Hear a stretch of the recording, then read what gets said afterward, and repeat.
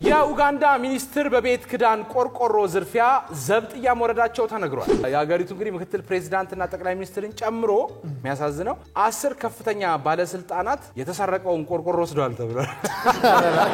አዛዛጂ ቆርቆሮ ለ10 ወይ ዶሮ እርባታ ጀምረዋል ወይ ደግሞ የሆነ መሬቱን አግኝተው ቤት ጀምረው ጣራው ቀርቶ በቃ መሬት እያጠሩበት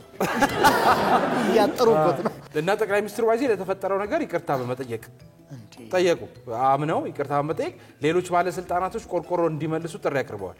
ይወሰናችሁ ሙሉ ባለስልጣን ቤት አሁን ባዶ ይዛን ከቤት ይዘመ መሬት ላይ ታረጋለ። እንግዲህ አገሪቱ ፓርላማ አፈ ጉባኤ የተቀበሉትን የቤት ክዳን ቆርቆሮች መመለሳቸውን ለምክር ቤቱ አሳውቋል። እኔ መልሻለሁ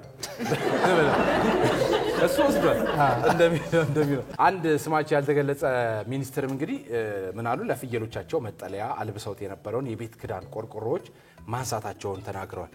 የተቸገሩ ሰዎች እያሉ እኮ ነው ለቤት ክዳን ለፍየላቸው ፍየል አይነት ፍየል ብትሆን እንጃ በጣም ልክ አይደለም።